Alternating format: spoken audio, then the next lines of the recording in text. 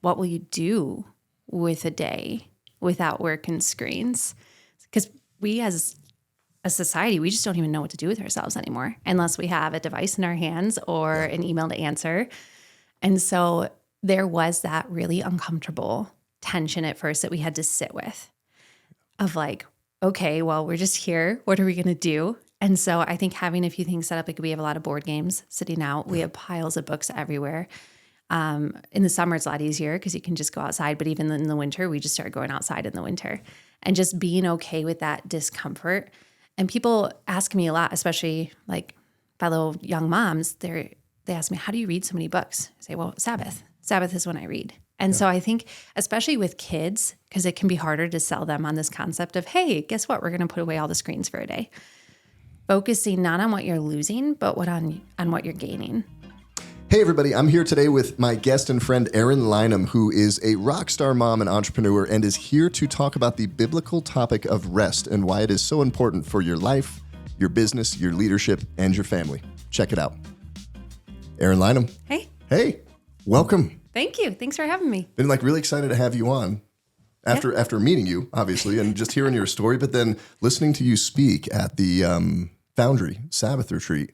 You speak and present on a really cool topic that I think in the business and just leadership space, we don't really talk about. Yeah. And it's easy to forget. And you have a really cool perspective on it. You have a biblical perspective on it and just a worldly, right? Even flowing into just a secular perspective for maybe a business owner that's listening to this that might not be a Jesus follower. So, but love to turn the clock back a little bit. We're new friends. Our families just met not too long ago. So share that story of kind of how our families got connected and how we got here. Yeah, definitely. I think it's such a neat story. So my husband and I were looking for a jiu-jitsu gym for our 3 boys. And hopefully eventually our daughter will join also. We'll get her out there. She will. Yeah. We'll get her out. Yeah. But so I was just Googling it and just like praying along with that, like, Lord, just lead us to a good gym. You know, when you want to put your child into a new situation and hope that's going to be a long thing and a good thing for them, you really care who's teaching them. Yeah. And so we did what every wise person does. And we Google it and go with whoever has the best reviews. Right. There we go. Yeah. So I got connected with Emily, your wife, and we signed them up for the free class and they have just loved it. Oh my word. Yeah. They've been in it for 7 months now. And it's been 7. Has it been that long? Yeah. Crazy. 7 months. Okay. You know? Yeah. And they just love it. And so that was kind of the connecting point, but it was so neat that once we found out where we wanted to put them into, like find out you guys are believers, you're business owners, you are a family owning businesses, much like us. And so just a lot of overlap there. And yeah, it's been neat. Yeah. And then I got to meet Grayson. I mean, like right after that. And then he ended up joining the Foundry. And Foundry's a big partner with the podcast. Yep. And it's been super cool to connect. Yeah, we both joined. Actually, I joined the Foundry group even before he did, because you introduced him to it. And then he's like, Eryn, we have to look at this. This looks amazing. Yeah. And so we both ended up in groups. And yeah, it's just been really good for our family. And the boys are just killing it here in jiu-jitsu. They're here consistently, every week. And your daughter's always like, come out here. Yeah. We got her on the mats a couple times. In her ballet outfit, because she was getting ready for dance. Yeah. So they're all out there in their gis and she's out there in her tutu just doing, yeah. I love that. And they're going to compete soon. So about a month out. Well, less than a month, a couple weeks. They're so excited. They're going to go put it to the test. Yeah, Such a good thing. Oh yeah. Grayson took them to the tournament, the last one, just to observe. And they came back just stoked. Like, we need to do this. Yes. Yeah. I'm excited to be in their corner and coach them. It's going to be fun. Yeah. So talk a little bit about what you do professionally. And then I really want to dig into the topic of rest and Sabbath and what you're really passionate about sharing. Yeah, I am. Yeah. So I'm an author and podcaster. And I've been writing, oh goodness. Well, our oldest was 1 when I started writing, and he's about to turn 13. So about 12 years. Started with just a personal blog for a lot of years. That's what I did, was just blogging. And I ended up putting out a little story on my blog that no one read, really. My mom and some of her friends read. And I put that out there one day and it went viral. And that's what my first book, 936 Pennies, came from, was a book contract came out of that post going viral. So that was kind of our, okay, maybe I'm writing books. So you have a blog post go viral and you land a publishing contract? Yeah. And of course, there were a couple years between that.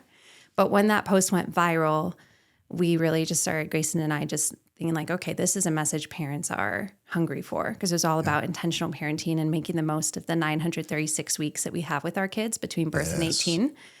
And so we had always kind of thought, to write a book one day would be cool, but we didn't know how to do that. And so when that post went viral, I just started praying through it and writing in faith. So I actually wrote the whole book, which you don't actually have to do with a nonfiction. You really just have to write 3 chapters. But I wrote the whole book with a book proposal, took some classes on how to do that and how to present it to publishers, and ended up going to a few different conferences and then signing with an agent. And then a publisher came from that.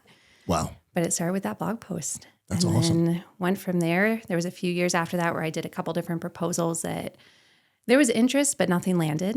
And in that time, I certified as a naturalist. So someone who specializes in teaching about nature, and really took that route for teaching and writing, and mainly teaching theology. So natural theology, which is based on Romans 1:20, that God's divine attributes can be seen through everything that he has made in creation.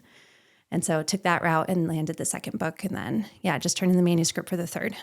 So talk about the second book, because that's really cool how you teach about God. Thank you. Through nature. Yeah, that's Rooted in Wonder, Nurturing Your Family's Faith Through God's Creation. And that book was so personal because we were living in Colorado. We had been here, right now we've been here 8 years, but we had been here for a few years at the time. And I started to see as our kids were getting older, just this connection with their creator that they experience when they're out in nature. Like they have this innate curiosity and awe and wonder that a lot of us, like that has kind of tarnished over time, and they started to reawaken that within me. And that's when I started to see, there's a lot within nature that we can use. And I started to think about the Gospels and how Jesus taught. And he used sparrows and wildflowers and mustard seeds and grains of sand and all these different visuals. So it's like, okay, if that's how Jesus taught, I think there's something there. I think we can teach this way also.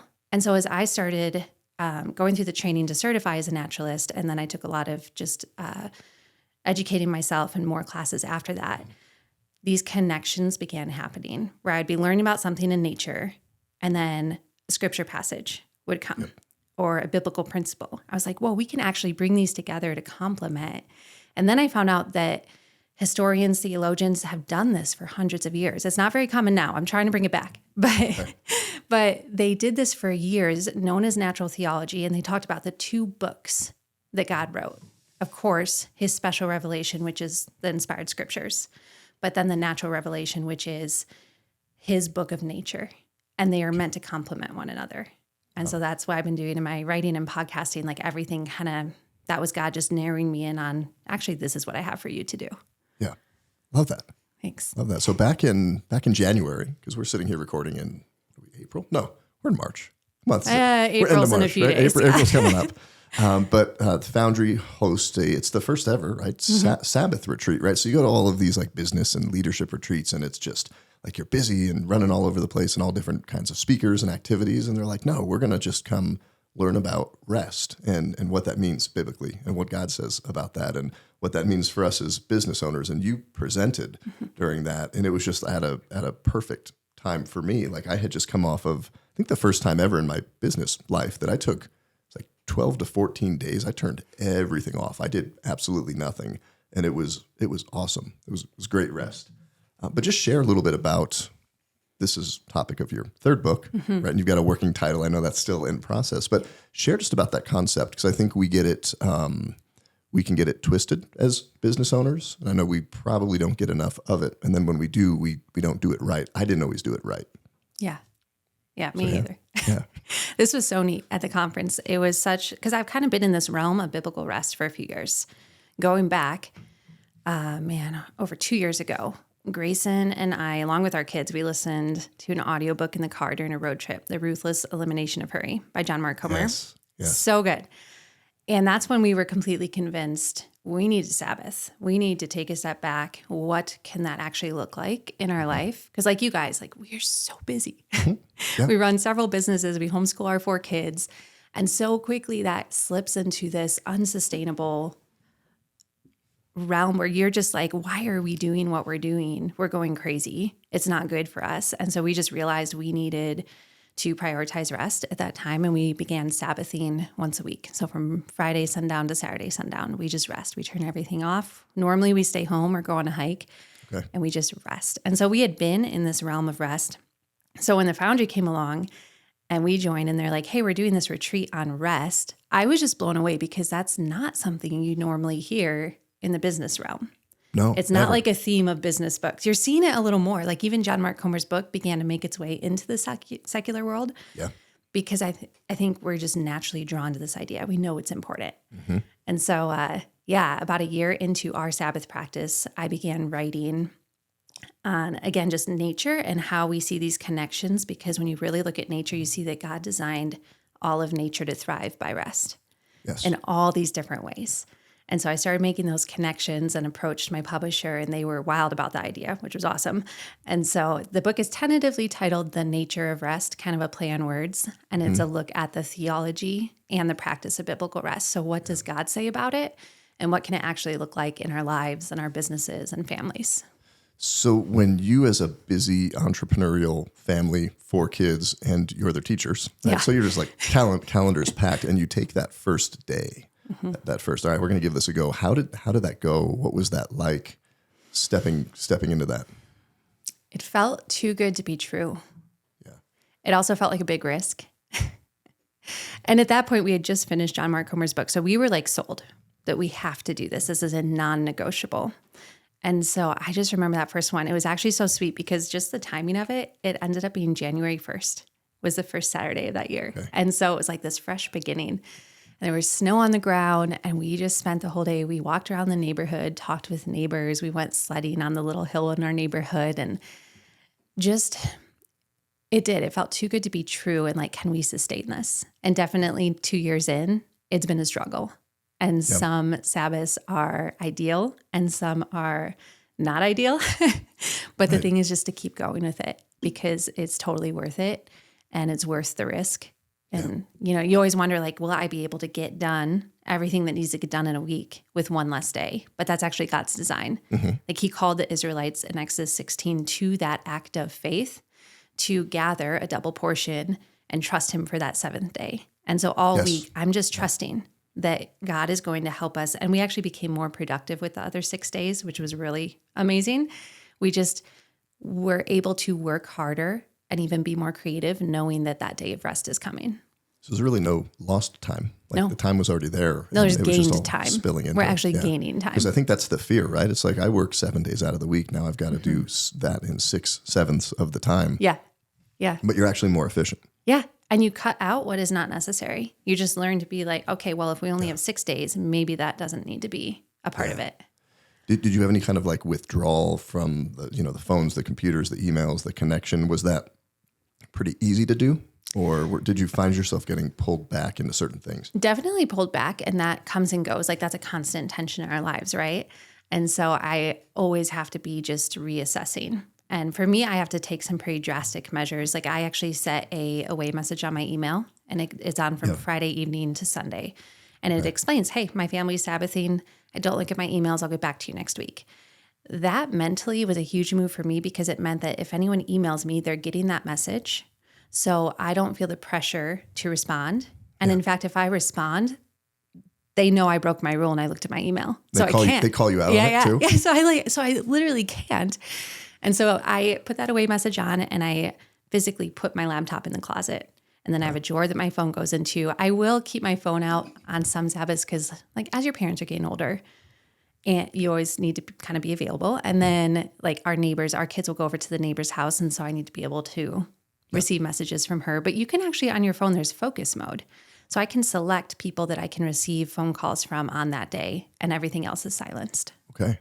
Yeah. What were some of the other objections? Because I'm thinking about the people that are listening to this. They're like, sounds really cool. Too good to be true. Yeah, right. You don't know how busy I am. No, right? But what were some of those things? There's the fear of not being able to get it all done, or that it's going to be piled up on Monday or Sunday or whatever the day is that you pick back up. What other kinds of things were you nervous about, or did you find, kind of creep into the conversation as you're getting ready to do this?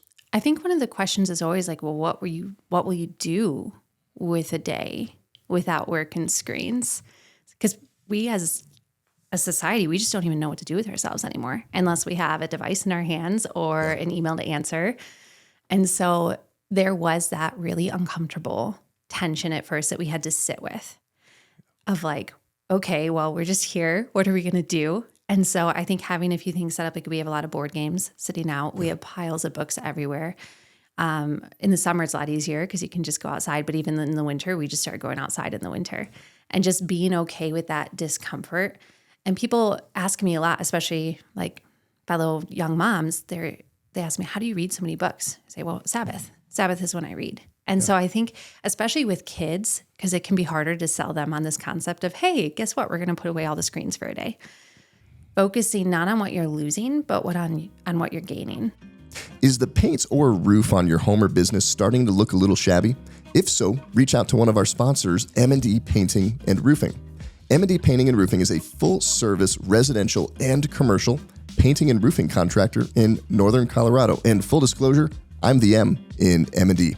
Check them out at mndpainting.com. Are you a small business trying to navigate all of the landscape of digital marketing and don't know where to go? Reach out to one of our sponsors, Imprint Digital. They are the go-to source for all things digital marketing. They are the producers of this podcast, and they run all of the marketing for all of my companies. Check them out at imprint-digital.com.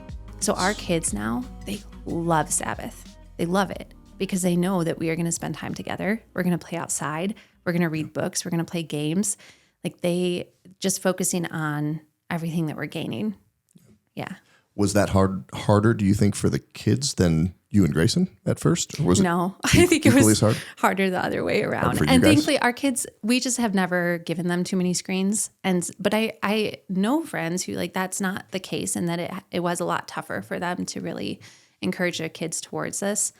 But for us, I just found that like him and me, especially as business owners, that was the struggle, us being the ones to put the devices away and really commit to that. Yeah.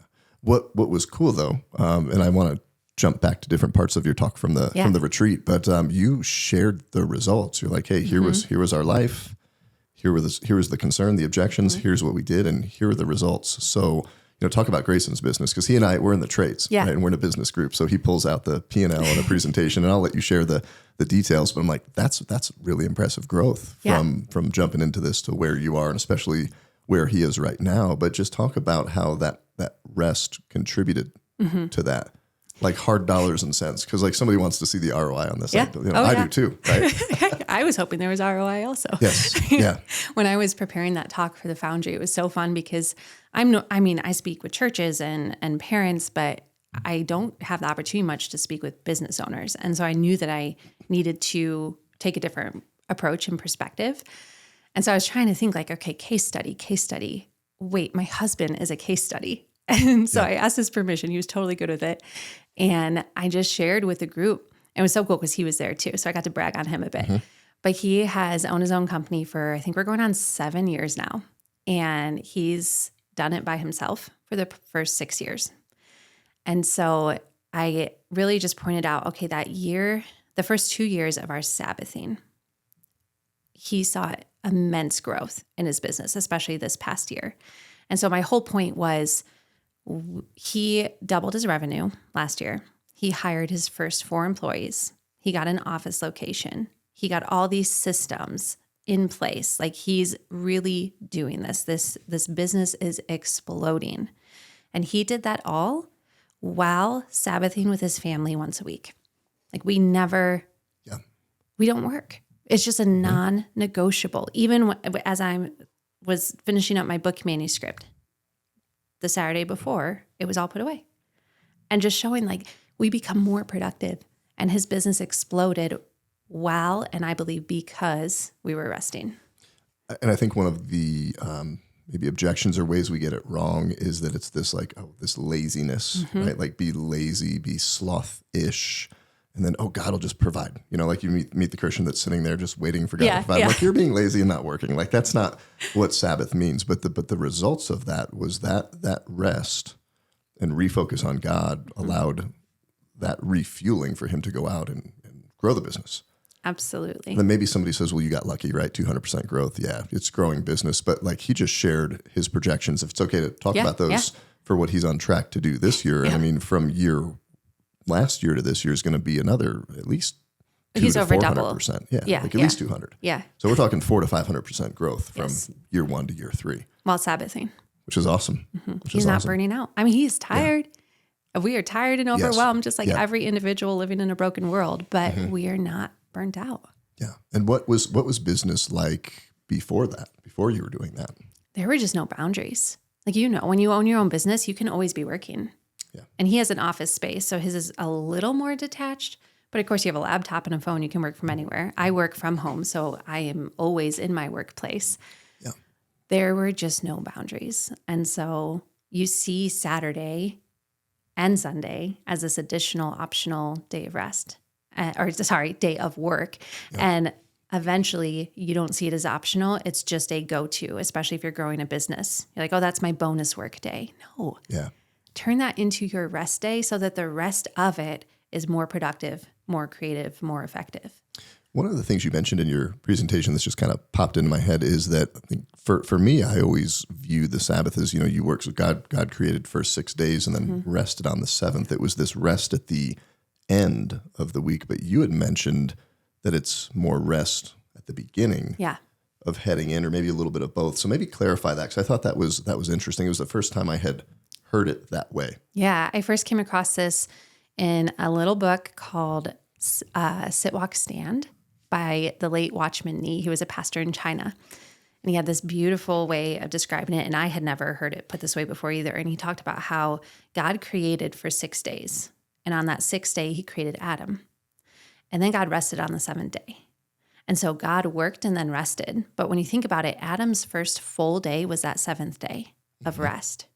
So he began with rest. So God works and then rests, while we must rest in order to then work. Okay. I love that. Yeah. Really cool. What did that do with the relationship between you guys and the kiddos? What were some of the things that you saw come out of that? It just becomes this reliable connection point that no matter where you are in the week, Sabbath is always coming. And so during the week, if I am struggling with the mom guilt because the kids really want to read a book with me and I just can't, for normally good reasons, some not good reasons, but normally good reasons, or there's just things I really want to do with the kids and it's just not the right time. We don't have time. I know that Sabbath is coming, and that becomes the catch-all for those things, so that I know we have a day coming when we can play a board game together, when we can go on a walk together, when we can read together. We just have so much more connection because it's built in. Yeah. How do you set those boundaries initially? So you mentioned the auto reply on the email, but was that hard? Did you have people, like, did you lose any business or have any frustration or pushback from, anybody, vendors, clients, just people you're working with, or was it pretty well understood? Yeah, I would say it was the opposite. People are so intrigued by this. And like we talked about, like both in the faith and the secular realm, they're like, well, that is really different. Yeah. Can you tell me about that? And what can that look like? Like, how did you do that? Are we allowed to do that? People need permission that this is okay. So I think, it's hard because you don't want to be legalistic. Like even in the scripture, it says that the Sabbath is for man, not for the Sabbath. And so really it is meant to be a gift to us. God designed us to thrive through rest. And so it's a gift to us. And so it's hard because you don't want to become legalistic about it. Yeah. I can't. Really, it's looking at, okay, what fuels me? What inspires me? What refreshes me? How can I bring more of that in? And so for us, I mentioned we normally stay home. And if we do drive, it is west to the mountains to a hiking trail, because what really steals that peace is driving through traffic or running errands or even like stopping to get coffee. Like that can be stressful. And so we don't spend money on the Sabbath. I was going to ask you about that. So no money spent. Nope. So it's even a budget saver. Okay. Yeah, we just don't, because we're not on our phones. So we're not shopping on Amazon either. So we save money and we save sanity. And so it's really just figuring out how it can work for your family and your situation. Some people begin with a half day, and that is totally worth it. If you can't get a full day, that's fine. It's like do that half day and figure out what you need to put in place, really figuring out what steals your peace, what steals your joy, what stresses you out, and setting that all aside for that time. So if you're a just busy family, somebody's listening to this, right? And they're just running, I think every American's a busy family, right? But How do you start with that? So just those practical steps, right? If you're turning the clock back to when you guys initiated this, if you're to hand a checklist over to somebody to go start like this weekend, Yeah. You can do it that quickly. Yeah. Right? Like, what does that look like? What are those steps? Well, first you have to identify a chunk of time in your week. And that might be on the weekend, but it also, like pastors, I know a lot of pastors Sabbath on Monday because they're working on the weekend. So finding that chunk of time, if you can't find a 4-hour chunk of time, you're too busy. I'm going to say like that's just the reality. You need to be able to find a 4-hour chunk of time to rest in your week. Yeah. And so identify that time and then put the parameters around it. Remember, they are to be life-giving. And so I do highly recommend put away all screens. Like that's just, we all need a break. Our minds, our spirits, our bodies need a break from the screens. Yep. So putting that all away. And then for me, like being a mom, if I'm home and the house is a mess, it's really hard to rest. Mm-hmm. And so, like the kids might be totally fine with it. But so on Friday afternoon, we do a quick cleanup of the house, wash the dishes. We use paperware all throughout the Sabbath because I don't want to wash dishes. We do really simple meals. Everything. Exactly. Like super simple meals. Yep. You find these things that are just kind of hacks to make that time the most restful that it can be. And sometimes, like if the weather is nice, this past Sabbath, it was gorgeous. We were outside all day long.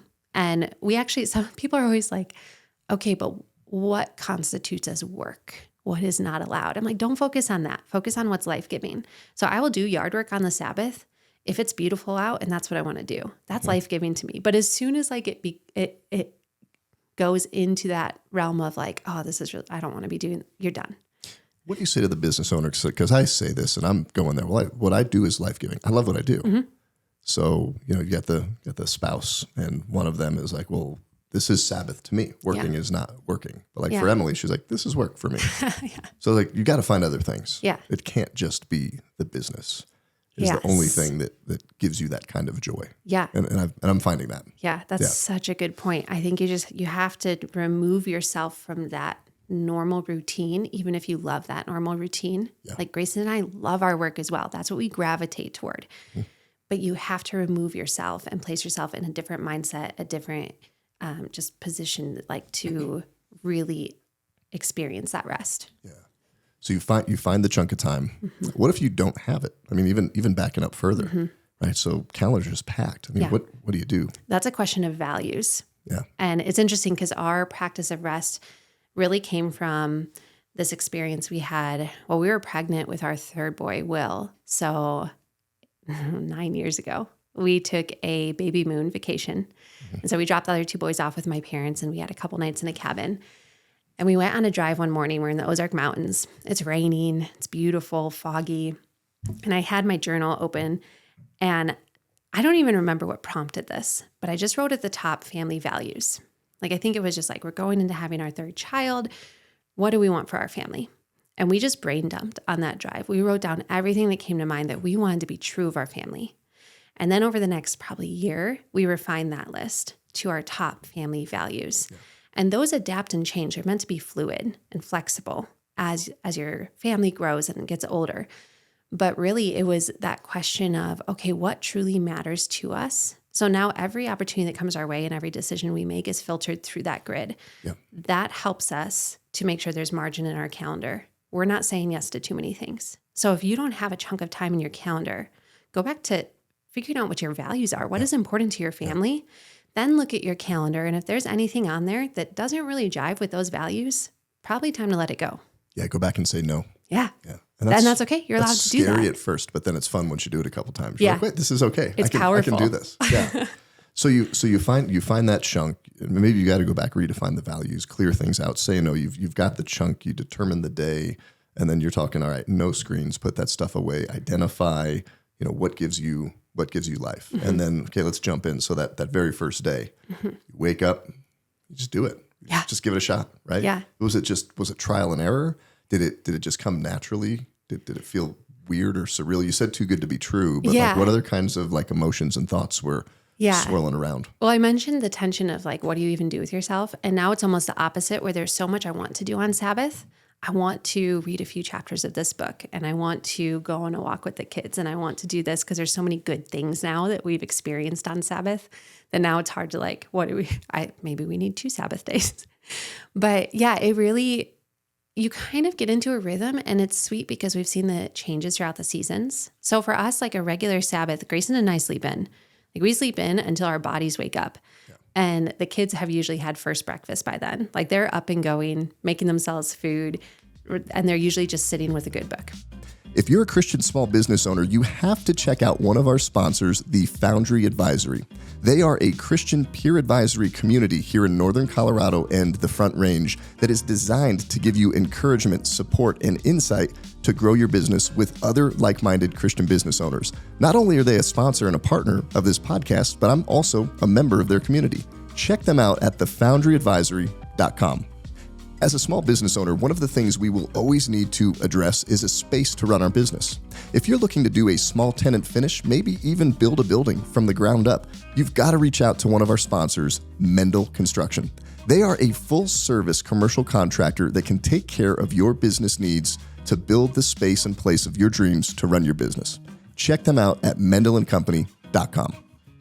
If you've got junk in your life or business that you need removed, reach out to one of our sponsors, Hulk Addicts. They are a full-service junk removal company, and they'll be able to take care of you at your home or your business to get rid of whatever you don't want. Check them out at hulkaddictsjunk.com. Isn't it cool when they're old enough to cook for themselves? Oh my goodness, yeah. Or at least to help each other. Driving. Oh my word. Have you done an overnight and left them home alone yet? With family, you guys tried? Okay. Yeah, we did our first, me and Emily, we went to Fort Collins, got a hotel, went out. Yeah. Overnight, because they're 16 and 13. Yeah. Like you cook clean. You know where the fire extinguisher is? Oh like, my goodness. And it was amazing. I bet. Really cool. I bet. Yeah, I love that, cooking breakfast. Yeah, so they're making their own breakfast. We eventually wake up, and sometimes we'll do like a big family brunch. Again, easy stuff like sausage and eggs and cinnamon rolls. And so big brunch together. In the winter, after that, a lot of times we'll play a board game or read books. In the summer, we are out playing and hiking. Thankfully, we live in a beautiful area, so we can go on a walk, or we're right by a lake, so we'll hop on the paddleboard and canoe and go out on the water. But it really is just this, like, everyone does what they want to do that day. Yeah. Which you don't have that option the rest of the week because there's so much to do. Love that. So some of your Sabbaths have been hijacked, right? Yeah. Or they don't go as planned. Mm-hmm. So how do you safeguard against that? Maybe share an example of when and how that's happened. So I was driving one day, and I work on Saturdays. So the day that it's an unofficial Sabbath. It's not like based on your criteria, I'm still working. but I called Grayson on a Saturday about something. I couldn't remember what it was. And then he called me back, and I'm like, oh no, you're on the Sabbath. And he's like, I am. Did you call him out on it? Yeah, but it wasn't. He goes, yeah. He goes, it was not a bit, but I just remember like I interrupted, and then he called back. I can't remember what it was about. Yeah. Something silly that could have waited. But how have they been hijacked? How do you safeguard against that? Well, I'll make the point first that sometimes we do switch to Sunday, like depending on the schedule if we need to. But really the protection of it for me, again, is having the house ready, because it's hijacked if like the house is just a disaster and you wake up and you don't feel restful at all. So just having that preparation in the Jewish culture, the traditional like Hebrew Sabbath, they had this anticipation. Like the men went out and got haircuts, and the women would get like all dressed up and fresh flowers. And you don't have to go to all that. Yeah. But having that anticipation where you're actually preparing it, that like for me, I wake up on Friday, and that is a day of wrapping up and getting ready for Sabbath. So I'm wrapping up the emails, answering everything. Like if there's something that's unanswered that you know is going to plague you through Sabbath, take care of it. Get it done, wrap it up, and then prepare yourself just mentally, physically, spiritually for Sabbath. But hijacked, I mean, there's some stuff that you just can't anticipate. Like last year, Grayson's brother passed away. And so for 3 Sabbaths in a row, we were traveling and reacting and grieving. And I remember, because it was so sweet after that, we had missed 3 Sabbaths. And our oldest, who would have been 11 at the time, he said to me, it was like a Wednesday, he's like, Mom, can we please Sabbath this weekend? He felt it. They're so used to it now that our kids are actually dependent on this cycle of rest. Yeah. Yeah. And you mentioned being legalistic about it. So it's like you guys, I don't hear that you're saying, okay, it's this 6 p.m. Friday night to 6 p.m. the following, like, hey, we're going to do it Sunday next week because we've got a jiu-jitsu tournament or we've got something. So there's some flexibility in that. Yeah, Okay. it's meant to be life-giving. Awesome. Like if it ever feels like a burden, there's probably something wrong. Mm-hmm. And what do you think are the repercussions if you don't do it? I guess that, you guys experienced or that you see other people experience without even knowing it. Mm-hmm. Well, definitely the burnout. And at the conference, I shared my story of, so I have a really strange, uncommon autoimmune disorder, Addison's disease, where my adrenal glands do not function. And I was diagnosed at 14, so I've lived a very long time with this. But the interesting thing to me is while my disease is very uncommon, so much of society is experiencing symptoms like mine because they have not full Addison's disease, but adrenal fatigue.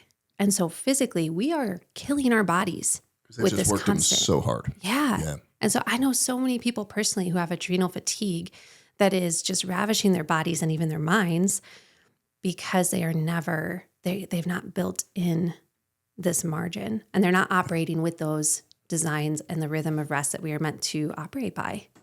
Yeah. Wow. Yeah. Crazy. It really is. So what would be, because I want to totally transition into another topic that I wasn't planning to talk about, but I got you here. We're going to talk about it. It's going to be awesome. But what other last final things would you add about just Sabbath and that process and your experience to people that are tuning in to this? From a theological standpoint, I believe that we have a partial experience of God when we refuse to rest. And that by entering into his rhythms of rest, the gift of rest, we have a more complete experience of God. Like there is this spiritual block that we have when we refuse to accept that gift from him. And like that's theological, but when you look at, like we just talked about the physical ramifications, this affects us physically, mentally, emotionally, relationally. Everything suffers when we are not resting.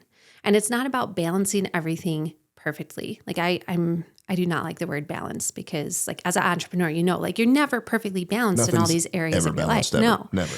I prefer the word homeostasis, the scientific term, where everything regulates back to this central point. Like scientifically, you think of your body temperature, that it always wants to be at about 98 degrees Fahrenheit. And so instead of trying to balance everything in our lives, we need this center axis. And that's what Sabbath is, this rest. That if we are like everything feels out of control and chaotic and you've just had a week, you know that Sabbath is coming. And for your children to grow up with that stability. Like I love that our kids, when they get older, this is just normal to them. Whether they choose to practice Sabbath in their own family, they will have that 7-day cycle, that regular return to rest that just centers them. I love that. Thanks for sharing all of that. When's your book going to be out? You said beginning of 25? Yeah, beginning of 25. Okay. I don't have a date yet, but I just turned it in. So we've got about a little less than a year of edits and then early 2025. Well, while your boys are training, you're always in here working on, working on another chapter, another deadline. It's always cool to see that. So, we have a lot of males and men on the podcast and a lot of business owners, and they're always giving like the male perspective, right? And their fathers and their providers and contributors. But really unique, you are a mother, right? You're a wife, you're homeschooling your kids, and you're running a business. And you just mentioned the mom guilt thing, but just want to talk and just dive into that. Having all of those roles, how do you manage that? What kind of advice would you have for female entrepreneurs who are moms, I'm assuming you just struggle with that. I do as a dad. Oh yeah. But I think there's also that other level, I would guess, just as mom, right? Because you feel like we're forced into these roles of the man provides whatever. But I just talk about that and dig into that. It was super interesting when you mentioned that, and love perspective. So we talked about the elusive idea of balance, and I think that's where a lot of us moms get into that guilt, is because we're like, okay, this is struggling over here, this is struggling over here, or especially when you have multiple kids. Like I'm like, at any given time, one of my children is struggling with something and needs me, but we can't have all those things in balance. And so if you have these different areas, whether it's like a situation like mine, or if you're in ministry, or you have an out of the house job, not trying to balance all of those, but seeing how you can overlap them. So in nature, we have the concept of symbiosis and symbiotic relationships. So that's two things in nature that are unrelated, but they are benefiting one another. And we try to do that as much as we can in our life and in our businesses. And that's been part of our core values in our home is we do life together. That's one of our core family values. And that means school and work and everything in between. That everything that we can bring together, this is a struggle for me.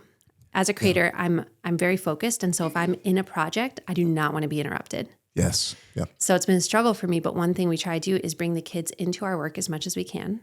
And then also appreciate their work. Because that's difficult for me. If I'm over here like finishing up a podcast episode or working on a manuscript and the kids are like, look at this drawing I made or this Minecraft thing I made. And I have to stop myself and remind myself that is their version of what I'm doing. They are proud of that. They worked on that and I need to speak into that. And so just allowing them to be a part of what we're doing, like faith, just being a constant regular conversation throughout all that we're doing. And since we homeschool, like trying to notice and take advantage of all those learning opportunities in between. I just think that we compartmentalize our lives so much.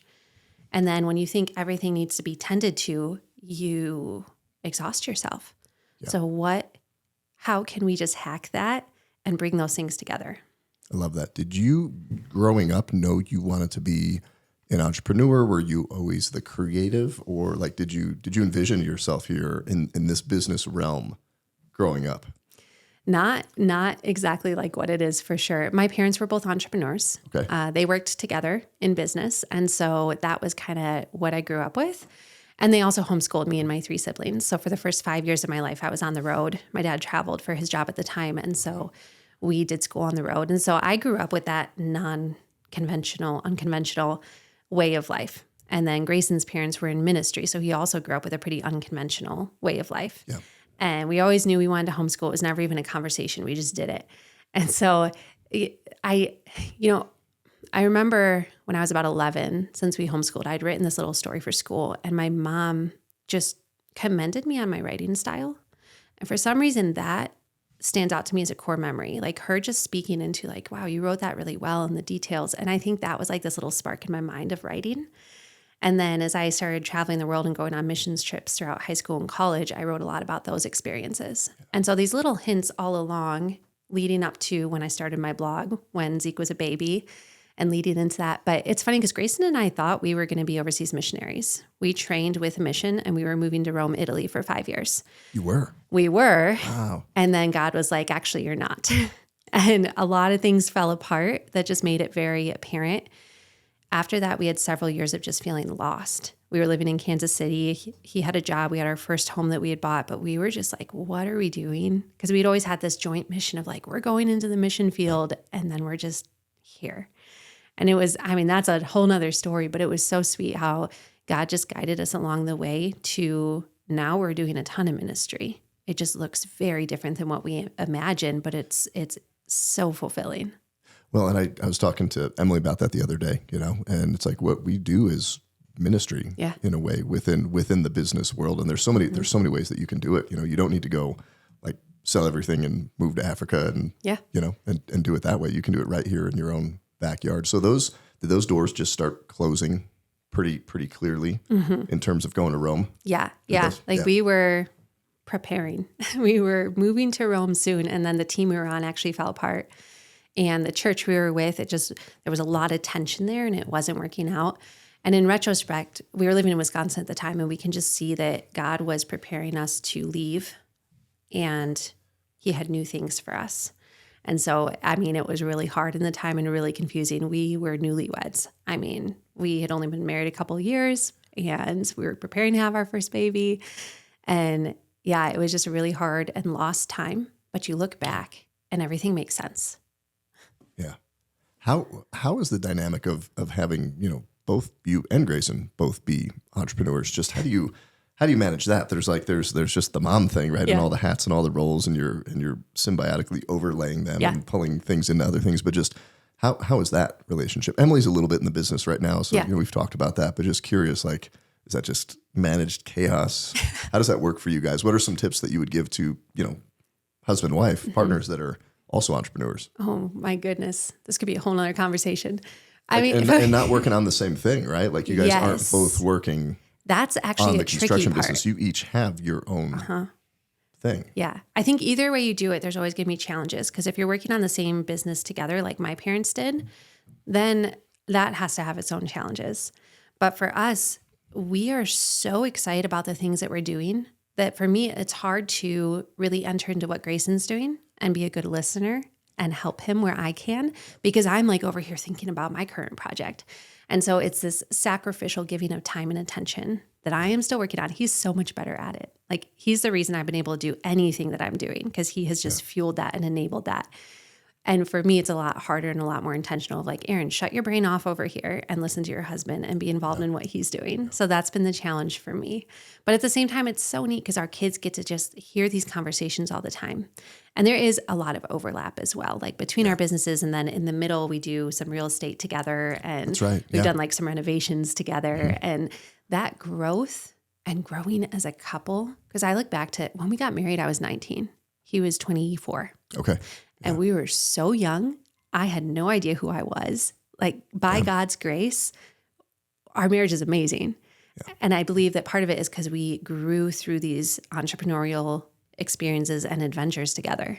And a lot of those lessons will grow you up pretty quick in the in the business world too. Oh yeah. Are there any that you guys remember that were pretty impactful or memorable in terms of that development? Yeah. One season was, so we moved to Colorado about 8 years ago, and it was so funny. We moved from Kansas City, where we just sold our house on an acre for $106,000.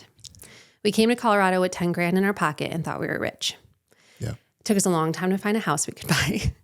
What year was this? When did you move here? That would have been 2016. Okay. Yeah. Oh yeah. Things were booming. Yeah. So by like the skin of our teeth, we managed to get into a house, buy one. We accidentally flipped it and moved out of it a year later. Went on a whirlwind road trip for 9 weeks in a travel trailer with 3 going on 4 kids and a dog. Wow. We come back, and at the same time, so we left Colorado. We sold our home. Grayson quit his job at the time. He was working in a job that was not good for him or for us. And so we had no mortgage and no jobs. So when we got home, he plunged into his business and he started building tiny homes. He did 2 of those. Yeah.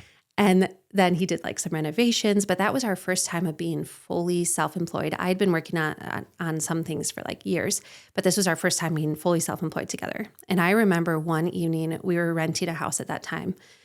We couldn't pay rent the next day. And I was needing to go to the grocery store to get groceries and put them on a credit card. And I was like, this is not working. Like, we are broke. We have 4 kids and we're broke. And just to remember, like Grayson got a job. I think it was 2 days before rent was due. He got a quick job that like was just like this little fence project that was like totally left field. That's not really stuff that he does, but someone called him up, was like, can you do this? And they paid that same day, which is unheard of in the trades, that they're just like, yeah, here's your money. And we were able to pay rent. And there have been so many instances like that where God has just showed up and been faithful and been like, no, you're fine. Stop freaking out. Like, with entrepreneurial life, it's like this roller coaster. Like one day you are on cloud 9, stuff is soaring. You've got all these opportunities. Yeah. And the next day you're like, I need to go get a job. Yeah, I think we struggle with that at any level, right? You've got the days like pipeline's full, so's the bank account. Yeah. And then now it's not. And it can be almost seemingly like that sometimes. Yeah. Absolutely. And we've had several instances, like thankfully things have been stable now for a while. I think you get to that point. But so many growing opportunities where you just have to trust each other and trust the Lord and see what he's going to do. Are you starting to see any entrepreneurial tendencies in the kids, or the kids starting to become interested Absolutely. in business? Yeah, we talk about that a lot. Like, we don't expect them to start their own businesses, but we want them to have those skills if they want to. Yeah. And those skills are going to be helpful even if they go out and get jobs.